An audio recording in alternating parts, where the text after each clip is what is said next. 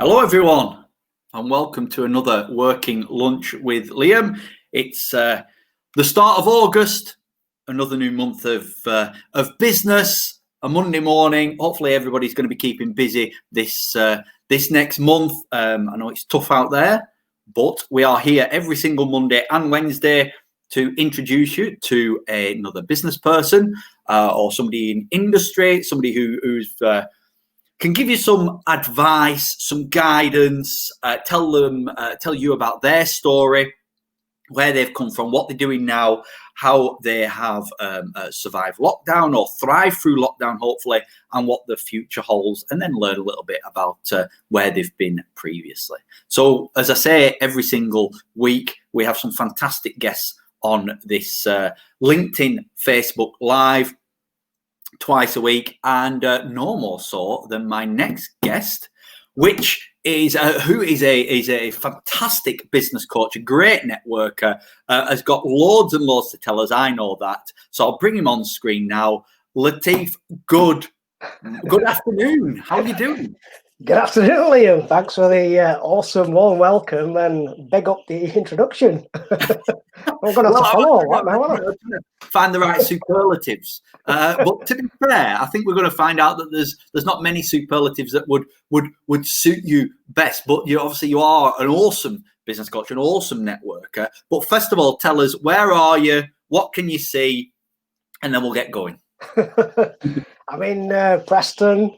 It's a bit mild, a little bit humid. We had the sun intermittently. I'm currently in a very small box room upstairs in my house, surrounded by cabinets and books and all sorts. That's all right. With books in mind, you must read a lot. Do you devour it, or you're a podcast kind of person? Bit of both. I've eased up on the books. I've still got a lot of books that I've bought brand new, not read them, mainly because I got to a point where I was taking one book and making sure I carried out all the actions from that book before I moved on. Right. And that's why that's a bit quiet now, because before, avid reader, loads of books, lots of knowledge, but they say knowledge is power, but knowledge is not power without action. So I've kind of eased off on that. So still want to put some healthy kind of motivation in the brain, but mainly do that through kind of YouTube podcasts or other people's podcasts. But yeah, if I do read now, even if it's a chapter, I might go through the chapter and think, right, what am I taking away with this? How am I going to implement it? How am I doing? Let me review. So it might take me a little bit longer nowadays, rather than just read it all. And then sometimes we don't always follow through in terms of the action. It's very, very important, because somebody spends a lot of time putting that book together, writing it in order to help transform people. So I think the least we can do is maybe take action on some of the points within the book. Because it's not a race, is it? I mean, I know we all hear about people who say, "Do you know what? I'm doing a book a week this year," and I'm thinking, "Do you know what? I struggle to do a book a month." Because I like to really get engaged with it, but it's not a race. And you watch your YouTube, you watch your TED Talks. Is that where you get quite a lot of knowledge from? Yeah, some of the TED Talks as well. But it's not a race, it's individual, and it's all about interpretation and digestion of the information we're taking in and how it appears for you. So you may read the same books, I don't know, just say the chimp paradox. You may take several things from that book, and I may take several other things from that book. It's how we interpret those things into what we do for a job or what we do for business, and how we can transcend that into other areas of life, work, and business. Yeah. Okay. So right, let's start right at the current. You are, as we know, well, as I know, as people who are watching this know, your day to day, your business is in business coaching. Just tell us a little bit about that. So I specialize in two areas. One is called business and confidence coaching, and I help generate leads for businesses with the following areas. So one is about pitching. So like you do your 60 seconds, but also when you put a tender in and you need to go in and pitch that. So there's that area. Public speaking, that's mainly for events like expos, conferences. Presentation skills, that could be used internally. That could also be used for, again, when you've got a tender, a business pitch that you successfully won and you need to go to the next stage. And now demonstrate the aptitude and capability to deliver that project. And usually a lot of salespeople demonstrating pieces of software or products, and that's a type of presentation. So I do that as well. And then also networking, so all the different areas about networking skills, and more so recently that's been a lot to do with online networking. And the final area is sales, but when I say sales, think of it more to do with building relationships and making it easier for your potential customer to buy from you, which takes the pressure off a lot of the targets that we kind of have, different people have. But rather than see it as just an outgoing exercise, it's more about bringing people in, letting them fall in love with your product or service, fall in love with a brand, and essentially people buy from people that they like. So you are the brand ambassador while you're either on Zoom, Skype, Teams, face-to-face, in the chip shop, wherever you might be, you're living and breathing that brand for people to think, you know what, that's going to be really, really good. I like this guy. I want to hear more. And hence the building of the relationships comes into that as well. So, I mean, all them three things interlink with each other, don't they? Because you got the business coaching, people want to know how to best run their business. They then want to expand because they want to know where best to go for that, grab them sales, and then networking is a big part of it. So let's take it right back then. Did you just wake up one day and go, do you know what, this is what I want to do? Or, where right from, leaving school, you thought, do you know what, I want to be in business. Where have you come from? Oh, I didn't spend much time at school. So I've had an untraditional or a non-traditional route to where I've got to. Okay. In terms of the coaching, I would say it started off, weirdly enough, with a shoulder injury. So I used to do a lot of wrestling, a lot of martial arts, and I damaged my left shoulder. And then somebody who I came across was very persistent in getting me down to do a treatment. And they always rang me on days where I was working, trying to book me an appointment for when I was working, but they just never gave up.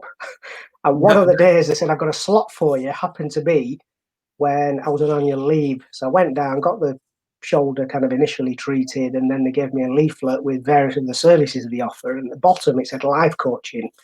So I got interested in that, find out a little bit more, went for a kind of initial session, and then I thought, all right, I'll have a go at this. And then one thing led to another where I ended up becoming a client of this person. And halfway through, when I was telling them about how I was dealing with certain situations to do with career outside of work and all those sorts of things, they said, you should seriously consider maybe looking into coaching just based on what you've said and the feedback you've given me. So that set me on a whole journey of like exploring which places to study with, what kind of coach I'm going to be, and all the rest of it, which then led me to become initially a life coach. And then I did several other qualifications and veered more to do with kind of executive or business coaching. Right. Okay. So, I mean, and then as I said, that interlinks with then how did your networking journey start then? Was it because you wanted to expand your own business, so you thought you'd get into it, or did it take you a while to understand how networking fit in with your business, or have you always been interested in that? Communication and people have been a heart of what I do, and fueled is the passion behind wanting to help people. So when I was at uni, again, I went to university in Preston as a mature student. I kind of was working in a job with no qualifications. I felt I was stuck. I couldn't break out because I had no qualifications. You looked in the paper, everything was A to C, GCSEs. I didn't have nothing.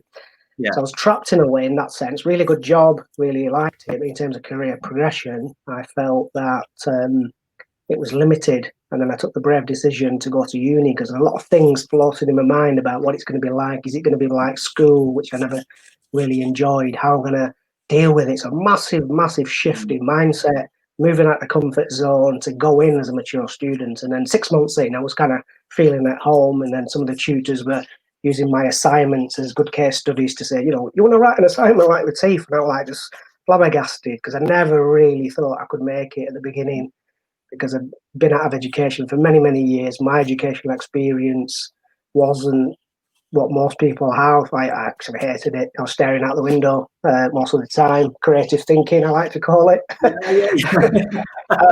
yeah, so when I was doing that, I got involved in various student societies representing a certain course as a student representative. So a lot of that involved going to meetings or representing people at certain events. And that was in line with things I were doing voluntary for the community outside. So community forums, community development, all in my own time, no extra money, nothing like that.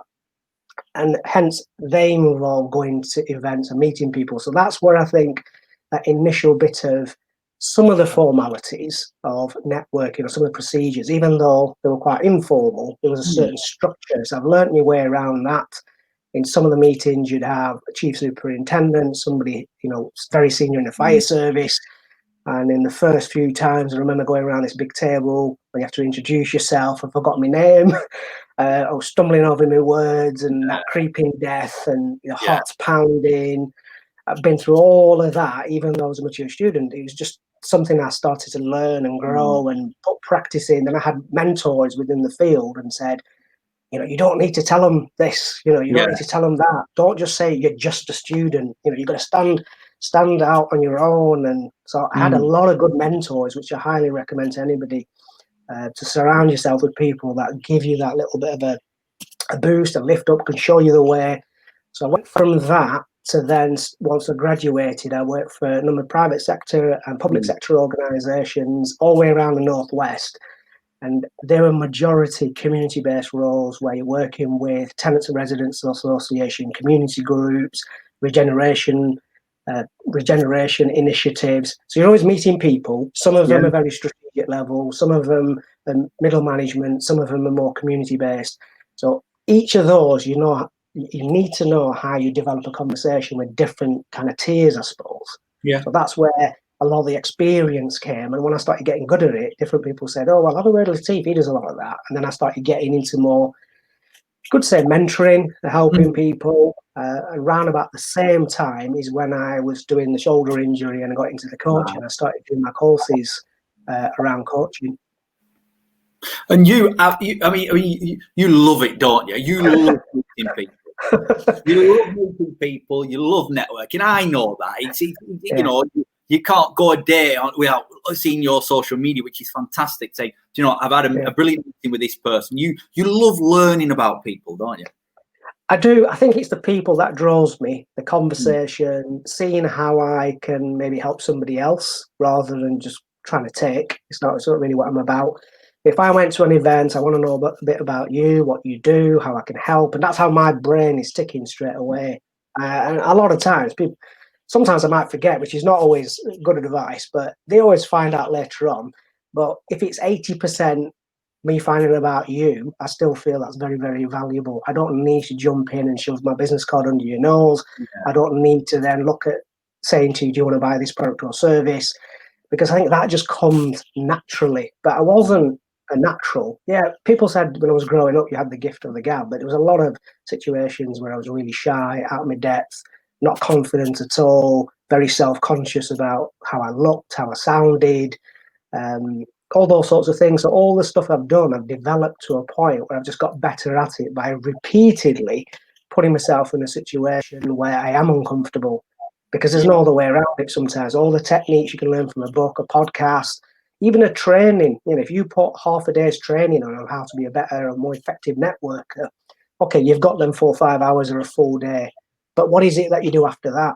Yeah. And this is some of the things I work with people. When the stuff I do one-to-one, we do it live. So we actually do some of the stuff on a one-to-one, and then we go to an event and look at how they perform in there and give them advice and tips.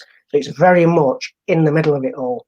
Yeah. But yeah, I've come a long way. So it's like anything. Once you dedicate something that many hours, is it 10,000? Is it a 10,000 hour rule? Yeah. I'm an expert.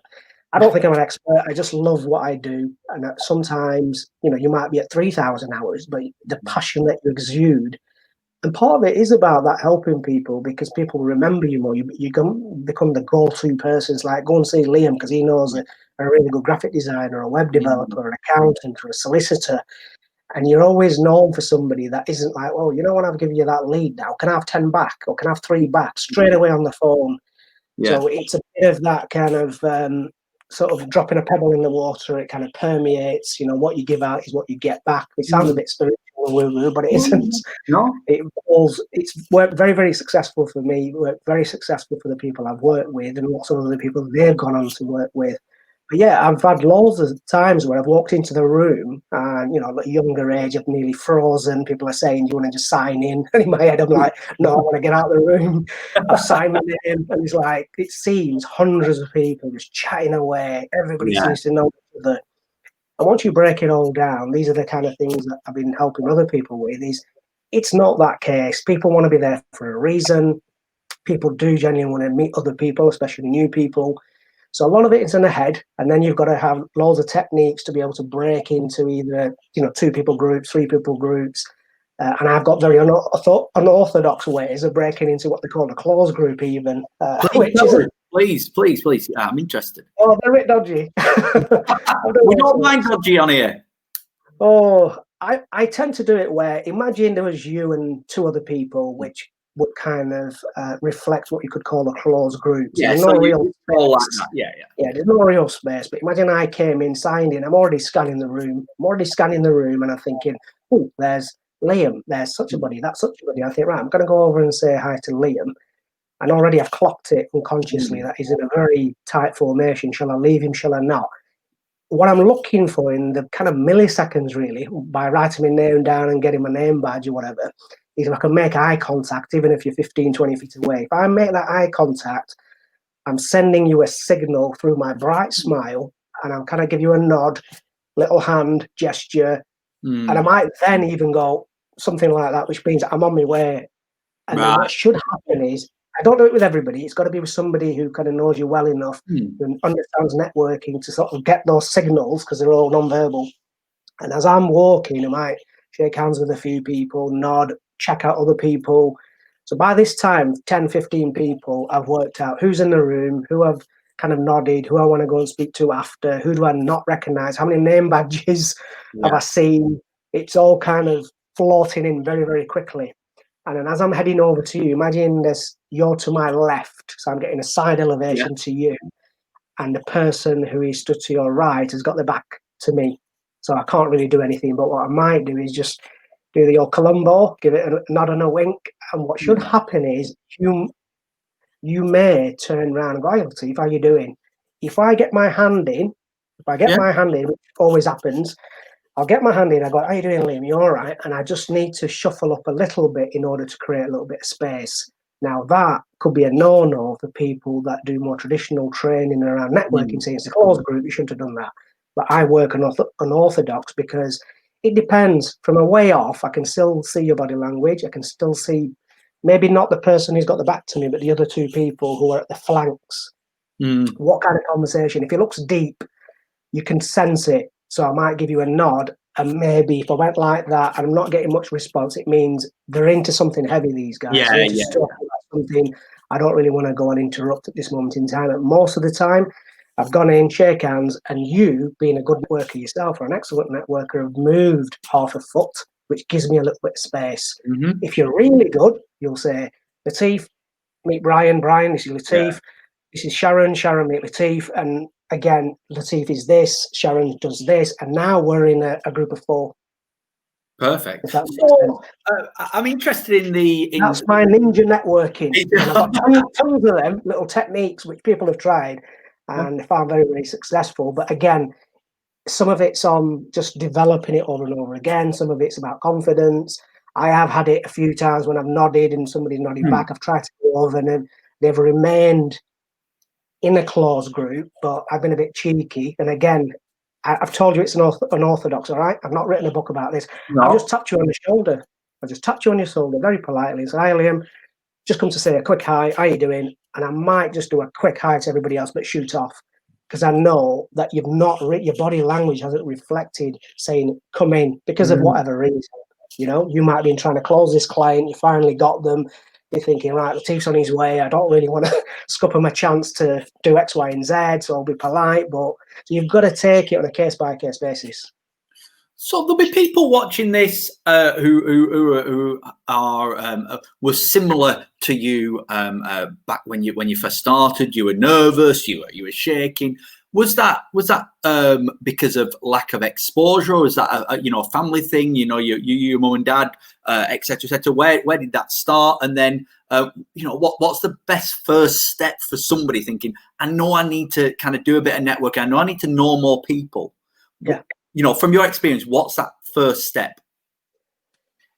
I think what it could be is when you're younger, you've got your mates, and then you might go around to their houses and they've got brothers and sisters that you don't know. So that's the initial phase of getting to know them. And then you get to know all them, and then you go to your parents to a relative's house or a friend's house. And again, they've got family members that you don't know. So that's the initial bit of how you come across in terms of communication.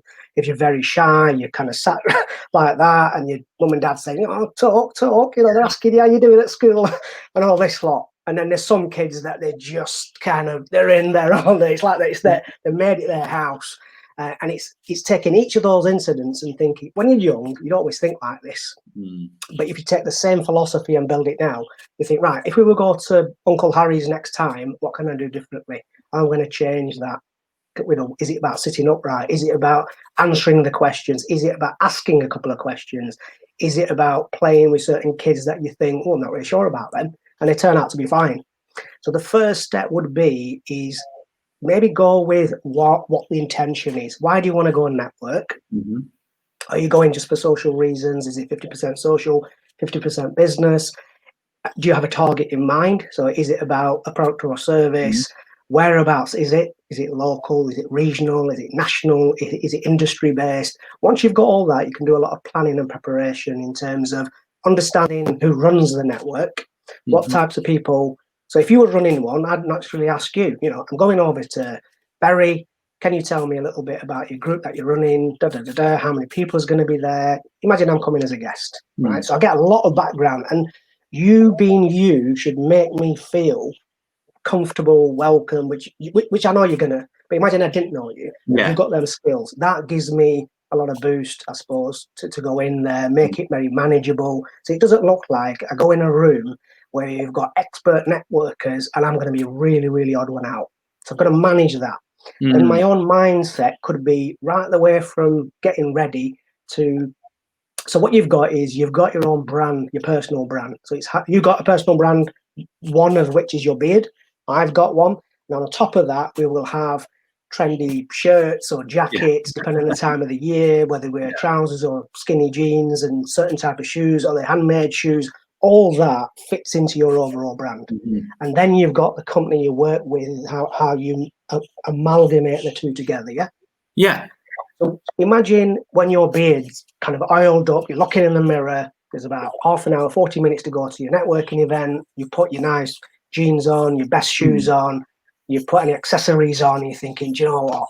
Come on. That is a bit of your superman, superwoman uniform. So for other people, it might be a certain type of blouse, a certain type of waistcoat, certain accessories, matching, even for blokes, matching glasses with watches, ladies, shoes, and something else. It's anything that is going to give you the edge to stand out because it's going to reflect your personal brand, but also makes you feel amazing.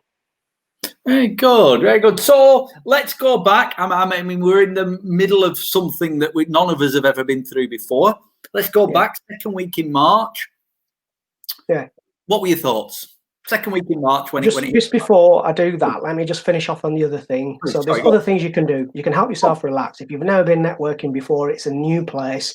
You can visualize the types of room. If I found out off you, it's a certain type of venue, I might look at some of the photographs on the link on Google, get a sense of the room, ask you the entrances, the doors, who's starting, the agenda, everything, as much as I can find out. And then I'm going to think, what energy do I want to carry into that room? What message do I want to leave with? And then I've helped people with things like, what's your favorite piece of music that you really, what's your kind of stage music? What is your come on stage music, right? Play that beforehand in the car, walking to the venue. Make sure you smile before you even get in. Practice smiling on the way from the car park to wherever you park your car. Stand up straight, align your bodies. All this physiological stuff helps you with this because it's sending endorphins around your body like you go to the gym. It releases these happy chemicals. You're giving yourself every advantage to feel good, look good, think good. That's the other part of it. You've got loads of background. Then if you're going to go somewhere where they're going to say, right, we have a short time, you get 60 seconds. So again, you need to plan that. You need to rehearse it. So it's bang on up to 55 seconds. Have you got all the key benefits in that? And then when you get in there, depending on how the room's laid out, you want to try and look for you or somebody representing the organisation. Hopefully they can introduce you to a few people. Start initially, I would say, a big smile and extend your hand out as though you've been there 100 times before, even though it's the first time. So you're acting a little bit, but you're exuding confidence. And then when you get sat around, your job's in a way not redundant, but whoever runs the event, it's up to them now to host the event. So the pressure's off me if there is any pressure. And then all I'm waiting for is when my name comes up. But again, while I'm waiting for it, I'm looking around the room and thinking, right, all these people, are they standing up when they say it, or are they remaining seated, especially now we're on Zoom? So again, what I might do is think, right, all the members have been done. I'm a guest. Sooner or later, I'm going to get called up. So I'll start sitting like that, back up straight, like this. Lots of air going in through my diaphragm, and I'm getting the mindset to say, do you know what? These guys just need to hear what it is I'm going to say because it's that good. I've got to convince myself. Obviously, the products or services needs to be good. And when they turn around and go, Lateef, you're up, I've got a big smile and I've got to exude that. So a few times when I've been to, say, B&I's as a guest, I've gone there.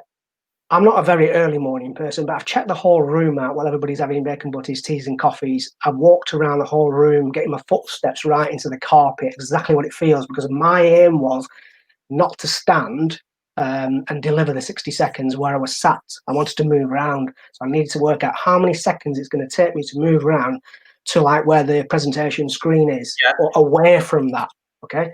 And in my head, I've already got it worked out. I'm going to start off in a different way rather than say, because there's like 40 people sometimes, right? Sometimes a little bit more. If I turn around and everybody's gone, good morning, I don't know, good morning, Diamond, good morning, Vista, whatever. I'm just the same as everybody else. I'm trying to make a difference. So I've not started with that. I've started with a question or a comment or a statistic, which has thrown everybody, but I've got everybody's attention. Clever. I've used the power of silences. That I've used a particular pitch just for that morning. So at the time, it was mainly around how people can be more confident using their mobile phone to do videos, which they can use on social media. And I put a few stats in there. By the time I got to, so if you're looking for, the first ding went, and when I went into complete silence, I'd already said my name and the business name, the final ding went. So I'd already practiced it beforehand. And I got a kind of, really good kind of feedback from the people who were on the little panel, the B&I panel, saying, "Oh, a really good pitch, that really good pitch," and all the rest of it. But I put a lot of effort into that. I didn't just roll up and go, right, I'm here as a guest, so blah, blah, blah. A lot of time and effort because people just didn't know me as a guest. I didn't know when I was going to return again or if I was going to sub for somebody. So I had one opportunity, that's it. And people still remembered me from later on. So that, in a nutshell, is a lot of components to your physiological side of things, your mental side of things, planning and preparation, all to do with just going to an event. It sounds a lot, but when you break it down, you get more yield. Everybody talks about ROI. So whether you're paying for it, your company's paying for it, it is an investment, and you want to try to recoup some of that, return on investment. So why not give yourself every opportunity when you're in a room with 20 people, 50 people, 100 people, to make sure everybody remembers you, knows what you do, the benefits of what you're doing, and where to get hold of you. What's your proudest moment then? Because you've done a lot of stuff. What's your proudest in business, in networking, in coaching, in sales? I've had a few. One of them was somebody that says, "Oh, networking, I get really, really nervous. Small networking's all right, 10 to 12 people.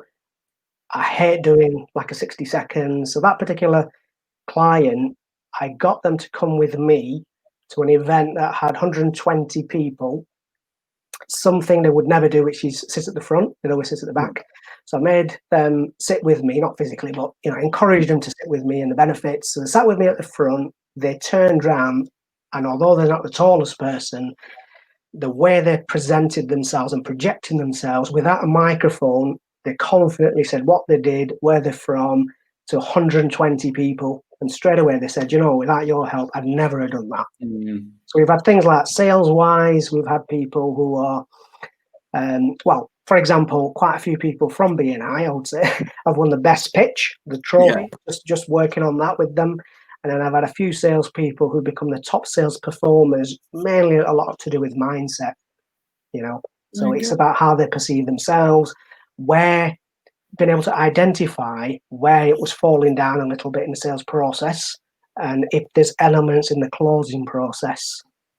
So we've done that fairly quickly in order to become top sales performers in their teams or in that organization.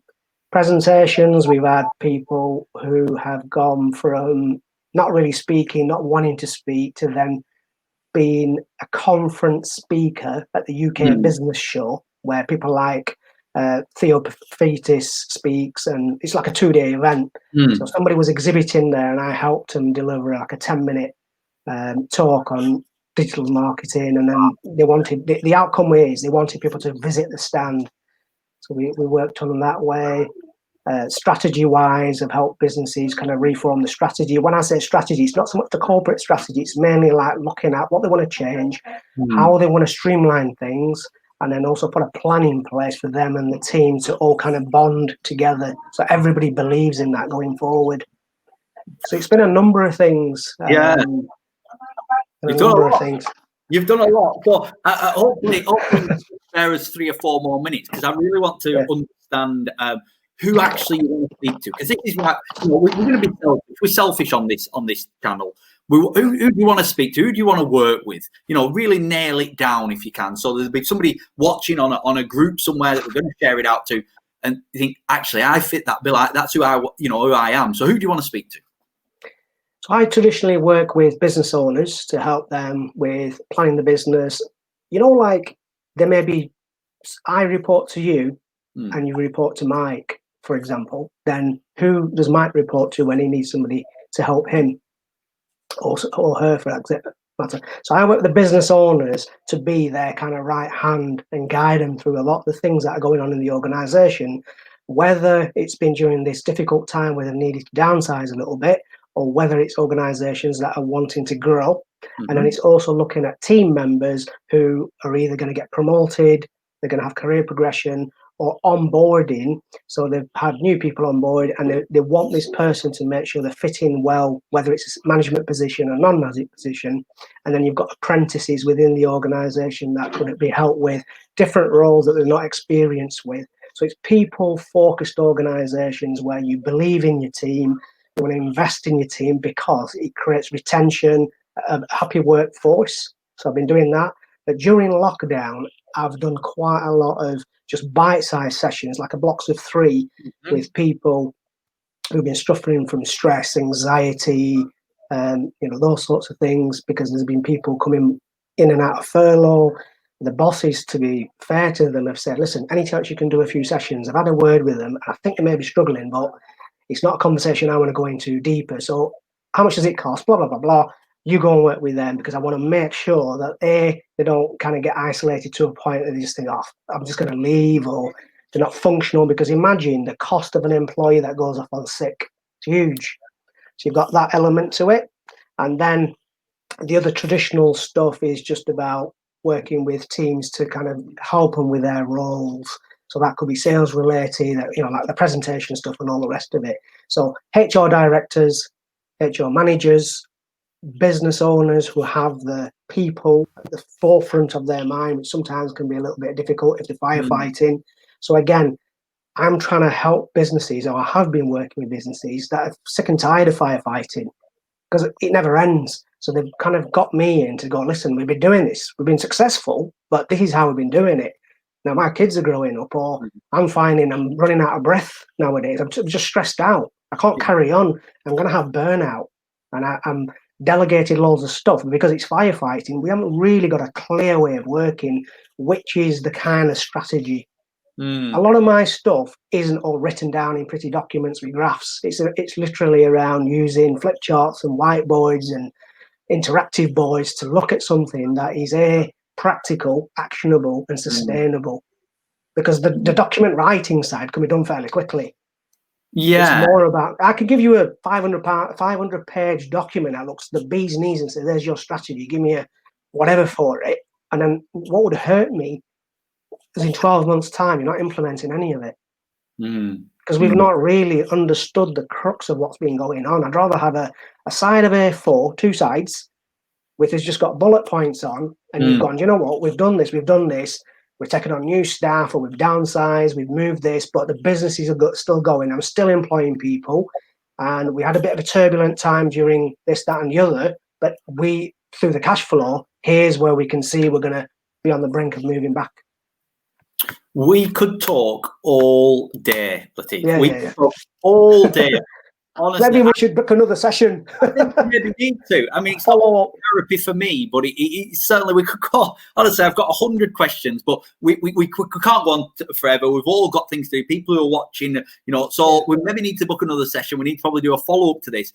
My last question, or my second to last question, is: who do you look up to? Who's your hero? Who's you think? Actually, I want to learn more. I want to be more, not like them, but somebody you look up to. You think actually they've got it right. Oh, that's a good question. That very good question. It might be now. Very good question. You read a lot, or you listen to a lot of stuff. You think actually, we talked about the chimp paradox. I've listened to the audiobook, and it makes sense. I think. Do you know what the gentleman who wrote the chimp paradox is from Durham, isn't he, or up in the northeast? Actually, he's got it spot on there. I'll tell you somebody that made a huge impression on my life and still has. It's actually somebody that was a martial artist, still a martial artist after winning an award, writer later on. But it's a guy called Jeff Thompson. Okay. He's not known for being an entrepreneur. No. But he has been successful in business in terms of his own business. But what it was with Jeff, he called himself an ordinary man leading an extraordinary life.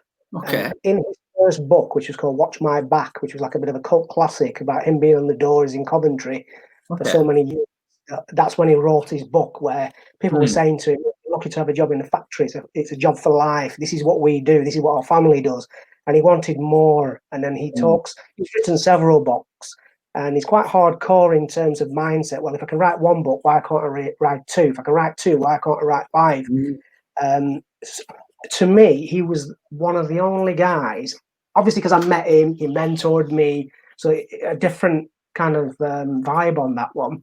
But he gave me a lot of his time. He invited me to his inner circle, where he just had his senior instructors for the British Combat Association, which in its early days was doing what we call vale tudo, which is a Brazilian phrase for anything goes.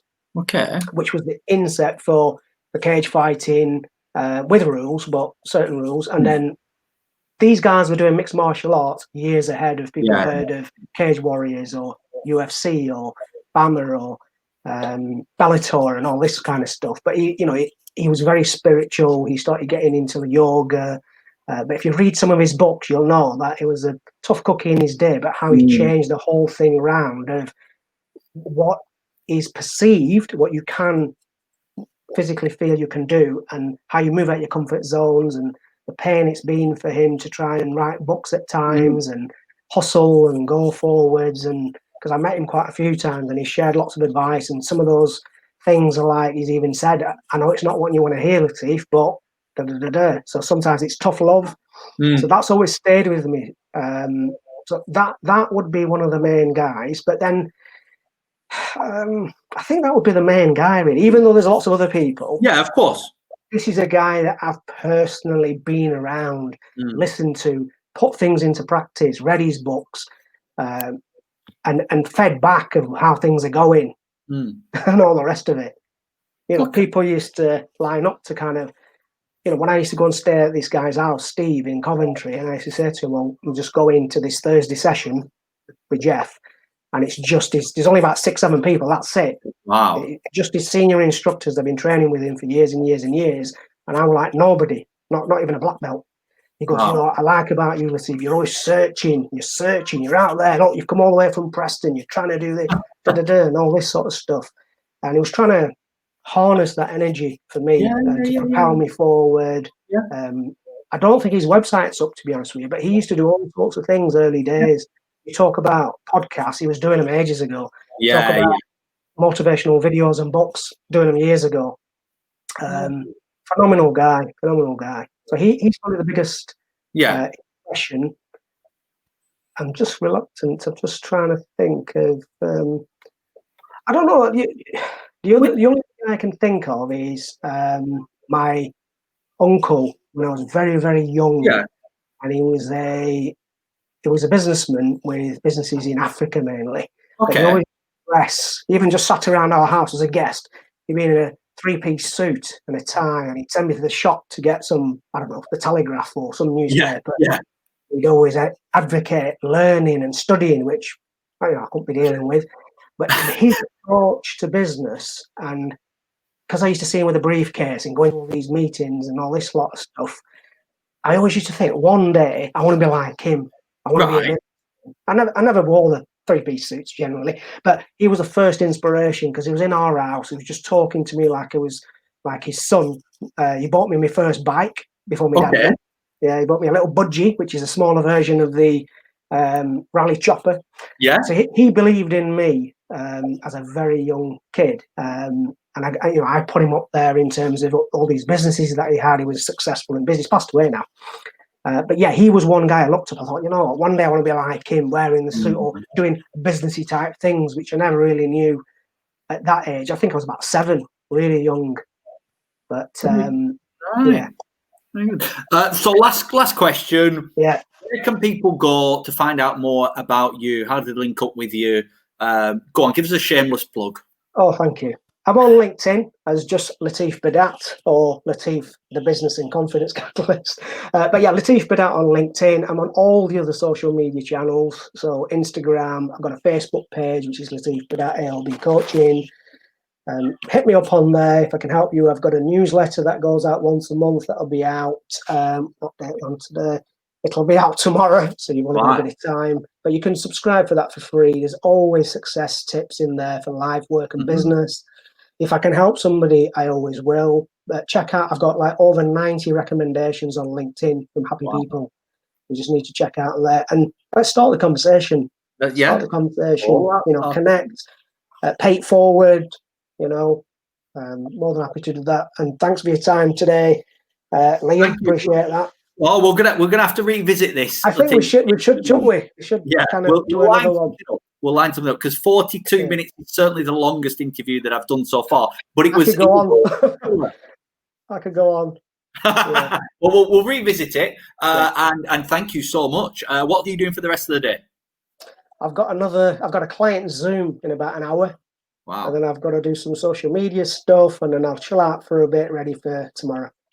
Very good, very good. Right, thank you so much for being here, and we will speak to you soon. Hang around backstage for a second. I'll just say thanks everyone for watching. Great. Thanks everyone for watching. We'll get it shared around on social media. We'll put Lateef's links in below, LinkedIn links and stuff below, wherever you, we're down, whatever. We don't know. Wherever they are. Have a look in the chat, and we will see you all on Wednesday at about 11:45. Have a great day, everyone. See you later.